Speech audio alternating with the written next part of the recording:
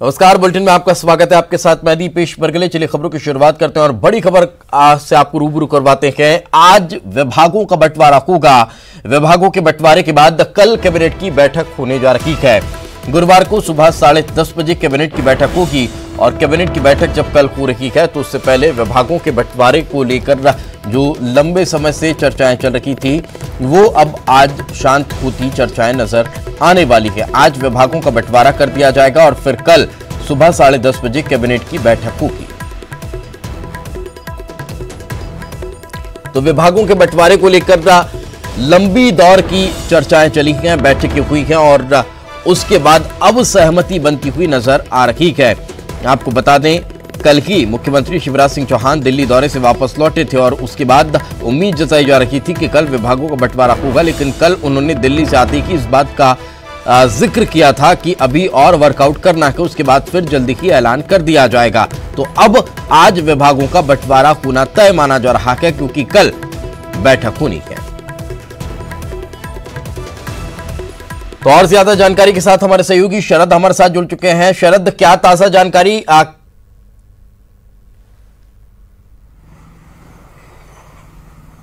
अब बिल्कुल देखिए, जो बात आपने कही है वो काफी हद तक आज सही होती हुई दिख रही है क्योंकि कल जो कैबिनेट की बैठक है सुबह 10:30 बजे वो बुलाई गई है। ये माना जा रहा है कि कैबिनेट की बैठक से पहले ही जो मंत्री हैं उनको विभागों का बंटवारा कर दिया जाएगा और उसके बाद ही ये जो कैबिनेट की बैठक है वो होगी। तो इस हिसाब से अगर देखें और अनुमान लगाएं तो फिर आज जो विभागों के बंटवारे हैं उसके होने की संभावना है, लेकिन उससे पहले कई सवाल खड़े हो रहे हैं। जैसा कि आप कह भी रहे थे, 2 जुलाई को जो मंत्रिमंडल का विस्तार है वो हो चुका है, 6 दिन बीत चुके हैं, बावजूद इसके अब तक मंत्रियों को विभागों का बंटवारा नहीं किया गया है। 28 मंत्री हैं जिसमें से 20 कैबिनेट हैं, बाकी के जो 8 मंत्री हैं वो राज्य मंत्री हैं। 28 मंत्री अभी तक बिना विभागों के ही हैं, तो ये भी अपने आप में एक बड़े चौंकाने वाली बात है और इसी को लेकर विपक्ष की ओर से भी सवाल खड़े किए जा रहे हैं कि आखिरकार क्या वजह है कि 28 दिन के बाद भी 6 दिन के बाद भी 28 मंत्रियों को जो विभागों के बंटवारे हैं वो नहीं हो पाए हैं। तो अब जबकि ये बात आ रही है सामने कि कल कैबिनेट है तो कैबिनेट से पहले निश्चित तौर पर विभागों का बंटवारा हो जाना चाहिए। यही वजह है कि आज इस बात की संभावना है कि जो विभाग हैं उनके बंटवारे हो जाएं, क्योंकि कल जब मुख्यमंत्री शिवराज सिंह चौहान दिल्ली से लौटकर आए थे तो फिर भी उनसे ये सवाल किया गया था कि आखिरकार ये बंटवारा कब होगा, तो उन्होंने कहा कि अभी वो इस पर वर्कआउट कर रहे हैं और जब वर्कआउट कर लेंगे तो फिर ये काम भी पूरा कर लिया जाएगा। इसको लेकर शरद क्या कोई हलचल होती हुई दिखाई दे रही है? क्या किसी तरह से आज भी बैठकों का दौर रहने वाला है? देखिए, इसमें अब लगता नहीं कि किसी तरीके की कोई हलचल होगी क्योंकि बैठकों के जो दौर हैं वो दिल्ली में होने थे वो हो चुके हैं। मुख्यमंत्री कल प्रदेश कार्यालय पहुंचे थे तो वीडी शर्मा संगठन महामंत्री से भी उनकी मुलाकात हो गई थी।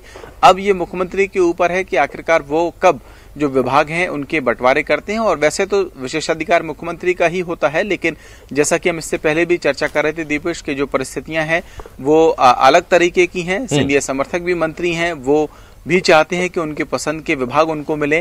तो इसमें कैसे शॉर्ट आउट किया जाए? जो दरअसल वर्कआउट की बात मुख्यमंत्री ने की थी वो असली वर्कआउट यही है कि सिंधिया खेमे के जो मंत्री हैं उन्हें कौन से विभाग मिले और बीजेपी के जो मंत्री हैं उन्हें कौन से विभाग मिले। बिल्कुल, तो ये अब लगभग तय होता हुआ नजर भी आ रहा है और उम्मीद जताई जा रही है कि आज विभागों का बंटवारा हो जाएगा। बहुत बहुत शुक्रिया शरद इस तमाम जानकारी के लिए।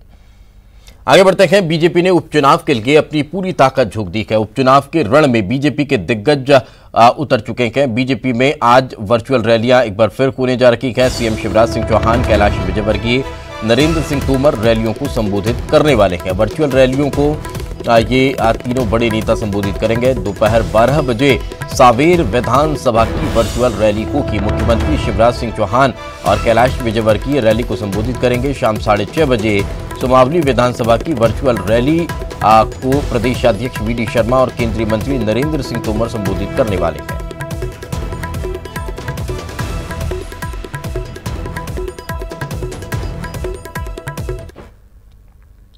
उपचुनाव में कांग्रेस फिर किसान कर्ज माफी के सहारे मध्य प्रदेश कांग्रेस बूथ स्तर पर किसान सैनिक का नियुक्ति करेगी। तो किसान कांग्रेस के सैनिक किसान कर्ज माफी की जानकारी देंगे। उपचुनाव में कांग्रेस किसान कर्ज माफी को बड़ा मुद्दा बनाने की कोशिश में है। सत्ता में आने पर किसान कर्ज माफी दोबारा शुरू करने का प्रचार होगा। करते रहें, किसान कांग्रेस की करें, पूरी कांग्रेस की करें, लेकिन जो मुख्यमंत्री के रूप में कमलनाथ जी ने किसानों को ठगा है, धोखा दिया है, राहुल गांधी जी ने जो 10 दिन उंगली उठाकर गिनाया करते थे कर्जा माफी के नाम पर, और इन्होंने 1.5 साल तक शासन किया, कर्जा माफ नहीं किया। महिलाओं के साथ में इन्होंने दुर्व्यवहार किया, उनके 16,000 रुपया हक के छीने, युवाओं के साथ में धोखा किया, किसानों के बेटों के साथ में धोखा किया, बेटियों के साथ में धोखा किया। तो किसान इसका बदला आने वाले 24 उपचुनाव में लेगा। इसलिए बैठक के कुछ भी करते रहें, जमीन पर ना चले जाएं, नहीं तो किसान घेर कर इनसे अपने जवाब मांगेगा। मध्य प्रदेश के अंदर भारतीय जनता पार्टी की शिवराज सिंह चौहान की सरकार थी। उस समय जो किसान आत्महत्या कर रहा था, गोलियों से मारा जा रहा था, डंडों से पीटा जा रहा था, किसानों कर्जे माफ़ नहीं हो रहे थे, फसलों के दाम नहीं मिल रहे थे, उस समय भी हमने किसान कलश यात्रा के माध्यम से कृषि मंडियों में जाकर नुक्कड़ मीटिंगें करके पूरे प्रदेश में लड़ाई किसान भाइयों की लड़ी थी। आज फिर वो समय आ गया है जो बेईमानी, लूट, धोखेबाजी से मध्य प्रदेश में किसान, गरीब मजदूरों की जो सरकार थी, कांग्रेस की सरकार, माननीय कमलनाथ जी किसानों कर्जे माफ़ कर रहे थे, गरीबों के उत्थान के लिए काम कर रहे थे, प्रदेश के विकास के लिए, नौजवानों के, युवाओं के रोजगार के लिए काम कर रहे थे। ऐसी सरकार को इन्होंने जो पैसे और धनबल के का दुरुपयोग करके सरकार गिराई है, तो इससे पूरे मध्य प्रदेश में आक्रोश है, आम किसान भाइयों में, सारे लोगों में। तो सीएम शिवराज सिंह चौहान ने आज कई कार्यक्रम रहने वाले हैं। दोपहर 12 बजे सांवेर विधानसभा की रैली को सीएम संबोधित करेंगे। बीजेपी दफ्तर से वर्चुअल रैली को सीएम संबोधित करेंगे। शाम 4 बजे ग्रामीण स्ट्रीट वेंडर्स ऋण योजना को लॉन्च करने वाले हैं। शाम 4:30 बजे कोरोना को लेकर समीक्षा भी वे करेंगे। तो कई ऐसे महत्वपूर्ण कार्यक्रम हैं जिसमें आज दिन भर सीएम शिवराज सिंह चौहान की व्यस्तताएं रहने वाली हैं।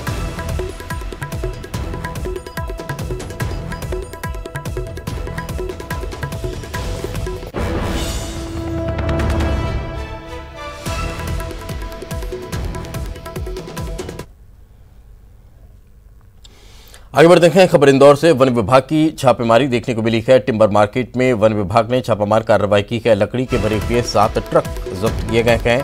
ट्रक चालकों के पास जरूरी जो दस्तावेज होने चाहिए वो मौजूद नहीं थे, जिसके बाद अब ये कार्रवाई देखने को मिली है।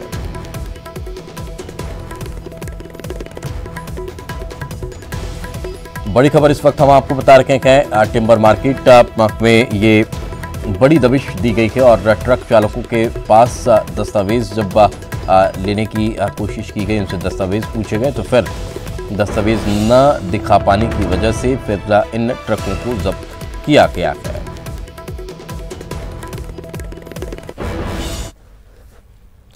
यूपी के कुख्यात अपराधी विकास दुबे की यूपी पुलिस लगातार तलाश कर रही है, लेकिन वह अब तक पुलिस के खत्ते नहीं चढ़ा है। पुलिस विकास की तलाश में लगातार उसके जान पहचान वाले रिश्तेदार और अन्य लोगों के यहां छापामार कार्रवाई कर रही है। शहडोल के बुढ़ार में यूपी की एसटीएफ ने विकास दुबे के साले के घर पर दबिश दी।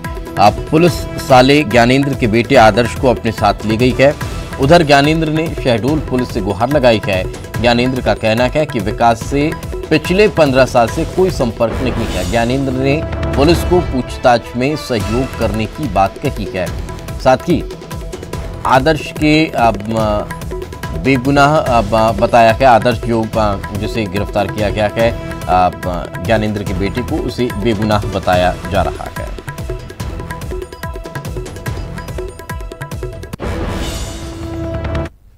इसलिए आई थी कि हमारे बहनोई विकास दुबे ने 2 तारीख को 8 पुलिस वालों की हत्या कर दी। ठीक, मैं 15 साल से कानपुर से मेरा कोई रिश्ता नहीं है, लेना देना नहीं। मैं 15 साल पहले वहाँ से सब छोड़ के चला आया था। उसका कारण ये है कि 2 मुकदमों में मैं फर्जी फंस चुका था इनके पीछे, तो मैं वहाँ से सब कुछ अपना छोड़ के चला आया। अपना बुढ़ार में मैं काम धंधा करने लगा।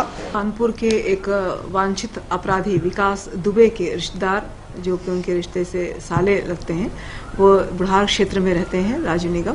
उन्हें तलाशने के लिए यूपी एसटीएफ टीम आई थी और आज जब राजू निगम और उनकी पत्नी ने यहाँ शहडोल पुलिस से संपर्क किया, जिसमें उन्होंने यह अपेक्षा की कि जो भी यूपी एसटीएफ या यूपी पुलिस। तो और ज्यादा जानकारी के साथ हमारे सहयोगी प्रतीक हमारे साथ जुड़े हुए हैं। प्रतीक, क्या ताजा जानकारी, अब किस तरह से पूरी जांच पड़ताल आगे बढ़ रही है?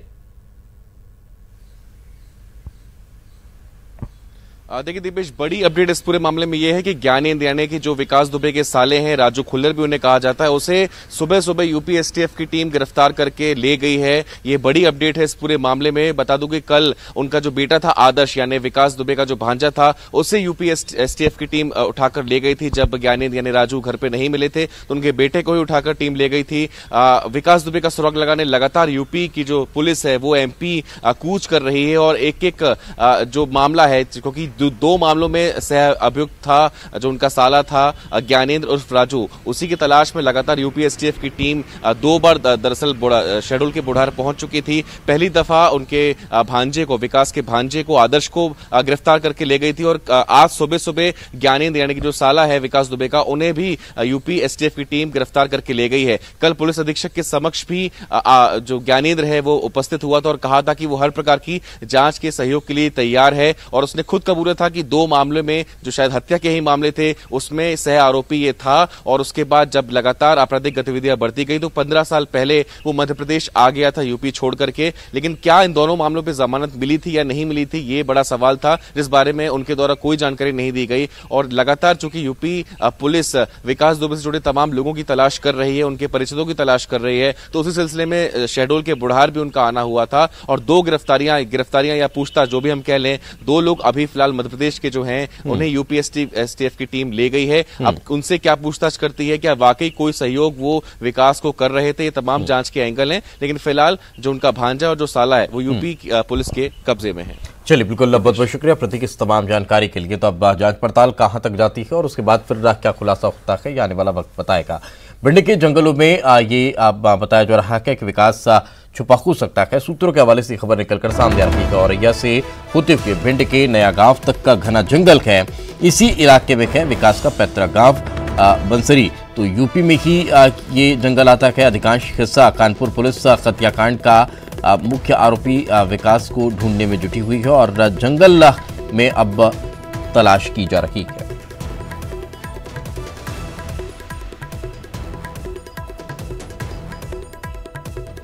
और ज्यादा जानकारी के साथ हमारे सहयोगी अनिल हमारे साथ जुड़ चुके हैं। अनिल, क्या ताजा जानकारी, किस तरह से तलाश तेज होती दिखाई देती है? जी दीपेश जी, मैं बता दूं, विकास घटना के बाद से उसकी लास्ट लोकेशन औरैया में मिली थी। औरैया लोकेशन के बाद चप्पल पुलिस को अलर्ट कर दिया गया था। आईजी कानपुर जोन और ग्वालियर चंबल के आईजी से बातचीत के बाद उन्होंने टीम और चेकिंग जंगलों में चेकिंग लगा दी है और चेकिंग सर्चिंग चल रही है और पुलिस पार्टियां कई जगह जगह उसकी तलाश में जुटी हुई है, लेकिन अभी तक विकास का कोई सुराग नहीं लगा है। चलिए, बिल्कुल बहुत बहुत शुक्रिया इस तमाम जानकारी के लिए। तो आखिरी लोकेशन के बाद अब जंगल में खाक छानी जा रही है और कोशिश की जा रही है कि जल्द से जल्द गिरफ्तारी की जाए।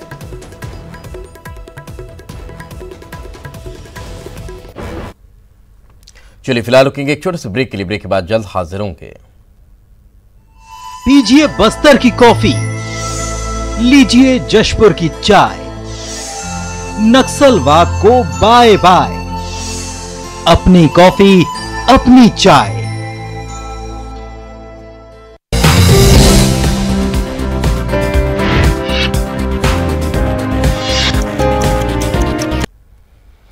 ब्रेक के बाद एक बार फिर आपका स्वागत है। चलिए आगे बढ़ते हैं। खबर इंदौर से 44 नए कोरोना पॉजिटिव मरीजों की पुष्टि हुई है। अब तक शहर में 4,998 लोग कोरोना संक्रमित पाए गए हैं।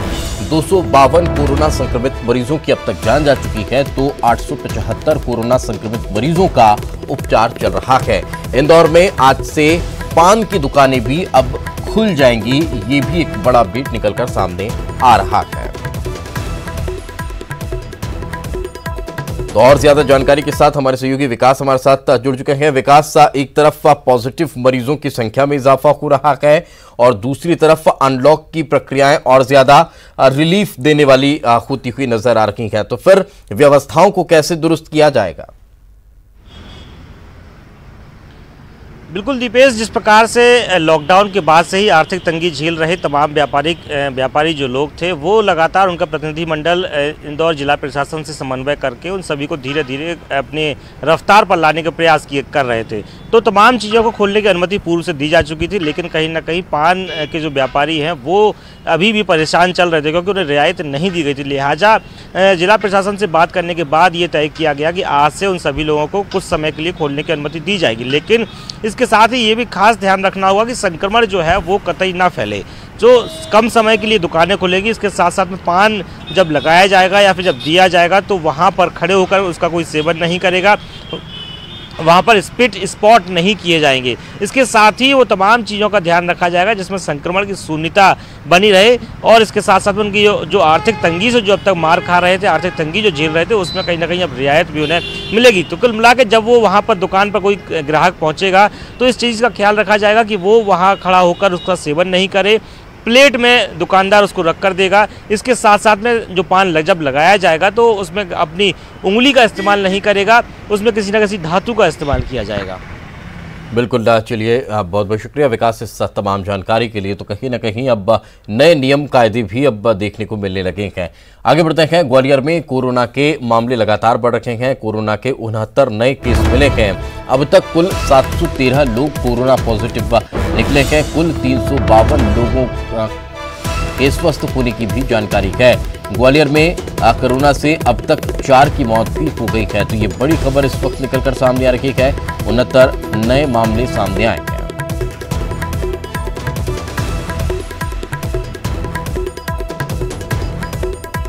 ग्वालियर में भी लगातार कोरोना पैर पसारते जा रहा है और ज्यादा जानकारी के साथ हमारे सहयोगी सुशील हमारे साथ जुड़ चुके हैं। सुशील, क्या ताजा अपडेट फिलहाल? ग्वालियर चंबल अंचल में कोरोना लगातार अपने पैर पसार रहा है और ग्वालियर में बात करें तो 24 घंटे के अंदर एक दिन में 69 कोरोना पॉजिटिव मिले हैं। इसके साथ ही ग्वालियर में अकेले 713 कोरोना पॉजिटिव की संख्या पहुंच चुकी है। 4 लोगों की अब तक ग्वालियर में मौत हो चुकी है। अंचल की बात करें तो अंचल में भी करीब 1,500 के लगभग कोरोना पॉजिटिव का आंकड़ा पहुंच चुका है और यही वजह है कि लगातार जो कोरोना का आंकड़ा बढ़ रहा है उसके चलते प्रशासन ने 4 दिन टोटल लॉकडाउन किया था और आज से शुक्रवार तक दोपहर 2 बजे तक ही बाजार खुलेंगे। इसके अलावा शनिवार रविवार को टोटल लॉकडाउन रहेगा और ये आगे भी चलता रहेगा। तो प्रशासन के लिए चिंता है तो एहतियात के तौर पर कदम भी उठाए जा रहे हैं। चलिए, बिल्कुल, बहुत बहुत शुक्रिया इस तमाम जानकारी के लिए। तो मुरैना में भी कोरोना के मामले लगातार बढ़ते जा रहे हैं। यहां पर कोरोना के 115 नए केस मिले हैं। जिले में कोरोना पॉजिटिव मरीजों की संख्या बढ़कर 833 हो गई है। वहीं 494 एक्टिव मामले हैं। अब तक 334 मरीज कोरोना को मात दे चुके हैं। खास बात यह है कि पिछले 10 दिनों में जिले में 600 कोरोना के नए मामले सामने आए हैं। जिले में कर्फ्यू लगा है लेकिन कोरोना के केस कम नहीं हो रहे हैं। मुरैना में 115 टोटल पॉजिटिव पेशेंट्स आए हैं, लेकिन ये रिपोर्ट 3 दिन की है। डीआरडीओ की रिपोर्ट जो है 4 तारीख की है, जिसमें 80 में से जो है 35 पॉजिटिव आए हैं और जो गांधी मेडिकल कॉलेज की रिपोर्ट आई है उसमें 80 पॉजिटिव हैं आउट ऑफ 555। ये भी 2 दिन की रिपोर्ट्स है, 5 और 6 तारीख की। तो कुल मिला के अभी तक जितने भी सैंपल्स गए हैं अधिकतम के रिपोर्ट्स आ गए हैं आज के शेष छोड़कर और ये कुल मिला के माना जा सकता है कि 3 दिन का 4 तारीख का कुछ का बैकलॉग था, ये 35 केस और ये 80 जो है ये 2 दिन के हैं। मात्र रायपुर और छत्तीसगढ़ की कर लेते हैं तो प्रदेश में 24 घंटे में कोरोना के 110 नए मामले सामने आए हैं। इसमें रायपुर में 46 कोरोना पॉजिटिव मरीज मिले हैं। आपको बता दें कि एक्टिव मरीजों की संख्या अब 673 हो चुकी है। कुल पीड़ितों की संख्या 3,415 है। कुल अगर बात की जाए कल 84 मरीज डिस्चार्ज किए गए हैं। अब तक 2,728 मरीज डिस्चार्ज हो चुके हैं। कोरोना से 14 लोगों की मौत भी हो चुकी है। तो छत्तीसगढ़ में भी लगातार कोरोना का जो ग्राफ है वो बढ़ता जा रहा है, लेकिन इसके साथ साथ जो रिकवरी रेट है वो भी बढ़ती हुई दिखाई दे रही है।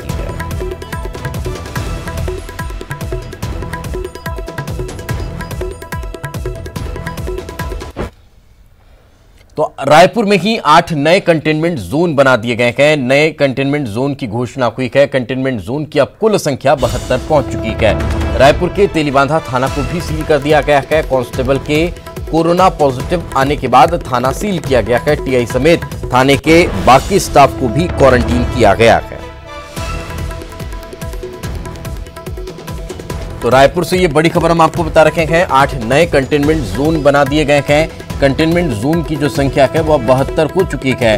रायपुर में तेलीबांधा थाना जो है उसे भी सील कर दिया गया है। वहां जो स्टाफ है उसे क्वारंटीन किया गया है। टीआई समेत थाने के बाकी जो कर्मचारी हैं उन्हें भी क्वारंटीन किया गया।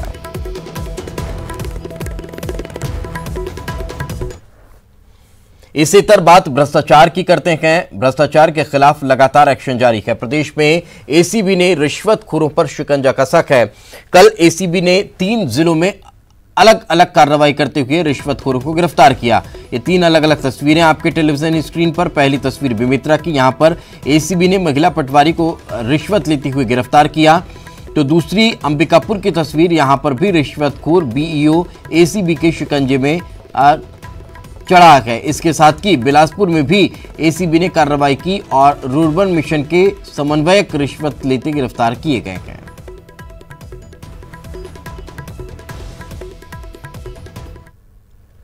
और इसी के साथ इस बुलेटिन में फिलहाल इतना ही। खबरें लगातार जारी हैं।